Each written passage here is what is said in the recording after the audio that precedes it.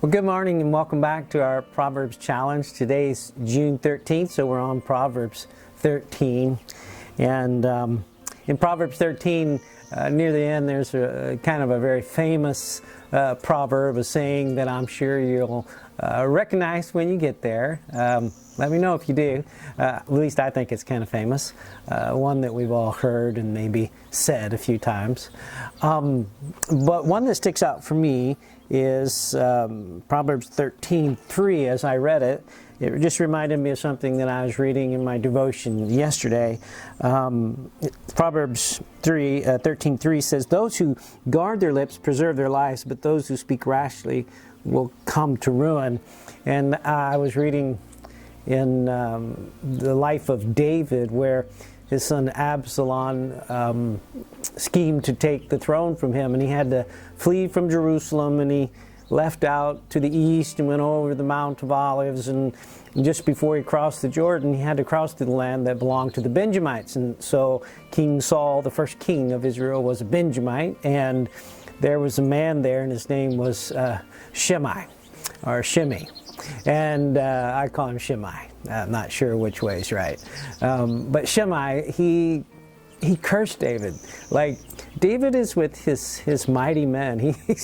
He's got some great warriors, men who have fought beside him. And if you've ever read the stories of the mighty men, they could do just about anything in battle. Just one or two of them could take on a whole army. And he was cursing David. He was throwing rocks at all of those who were with David, and he walked along the ridge cursing them until they crossed the Jordan, and he was throwing dust on them. It's just a crazy thing, you know. And one of David's mighty men, he said, "Should we just go cut his head off? You know, why should we let this fool curse us and say these things?" But David realized that God was working in this. Even though it was a tough situation, his own son had rebelled against him. David, in his wisdom, was going to let God work. And so he didn't answer too rashly. And he had just done that before. I won't go into it. But David, being a man after God's own heart, he learned from his mistakes. And so instead of answering this curse with curses back, or with worse yet, cutting off this guy's head, he lets it play out.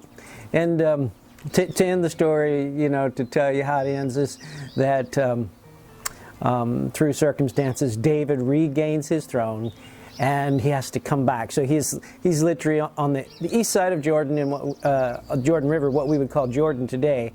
And as he comes back across the Jordan, the first person to meet him is Shimei. And he's there, and he's with just hundreds and thousands of Benjamites, and they're there, and they prostrate themselves before him. They ask for forgiveness, and he gives it to them. But he kept his tongue. And so, anyway, that's what I was thinking about and how it applies to my life. And especially as someone who speaks for a living all the time, I say a lot, and so I'm really troubled by, you know, sometimes I just speak too rashly, and so it's something for us all, but really something for me. This is Proverbs 13. "A wise son heeds his father's instruction, but a mocker does not respond to rebukes. From the fruit of their lips people enjoy good things, but the unfaithful have an appetite for violence. Those who guard their lips preserve their lives, but those who speak rashly will come to ruin. A sluggard's appetite is never filled, but the desires of the diligent are fully satisfied. The righteous hate what is false, but the wicked make themselves a stench, and they bring shame upon themselves. The righteous guards the person of integrity. Righteousness guards the person of integrity, but wickedness overthrows the sinner. One person pretends to be rich, yet has nothing, and another pretends to be poor, yet has great wealth. A person's riches may ransom their life, but the poor cannot respond to threatening rebukes.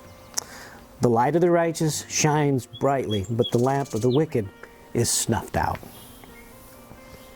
Where there is strife, there is pride, but wisdom is found in those who take advice.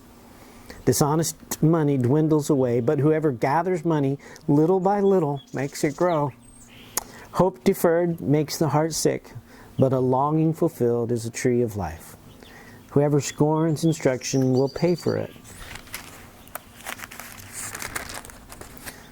I'm sorry, I lost my place there. Whoever scorns instruction will pay for it, but whoever respects a command is rewarded. The teaching of the wise is the fountain of life, turning a person from the snares of death. Good judgment wins favor, but the way of the unfaithful leads to their destruction. All who are prudent act with knowledge, but fools expose their folly. A wicked messenger falls into trouble, but a trustworthy envoy brings healing. Whoever disregards discipline comes to poverty and shame, but whoever heeds correction is honored. A longing fulfilled is sweet to the soul, but fools detest turning from evil. Walk with the wise and become wise, for a companion of fools suffers harm. Trouble pursues the sinner, but the righteous are rewarded with good things. A good person leaves an inheritance for their children, for their children's children, but a sinner's wealth is stored up for the righteous. An unplowed field produces food for the poor, but injustice sweeps it away. Whoever spares the rod hates their children, but the one who loves their children is careful to discipline them. The righteous eat their hearts are content, but the stomach of the wicked goes hungry. And so that is Proverbs 13 for today. And I have a little bit of a challenge for you. This is a new week. Today's Monday morning. And so I want to challenge you to share something that you're reading, something that you're learning, something that God is speaking to you through His Word. So today, as you read through the Proverbs, share what you're reading with somebody in your life, somebody in your circle, someone close to you in your family. Just share God's Word. If you don't have anybody to share it with, then you can, if you watch this on YouTube, then you can just, or Facebook or whatever, you can just make a comment under the video, and maybe somebody will comment back to you and let you know what they're learning. God bless, and as always, if the Lord wills, we'll see you again tomorrow.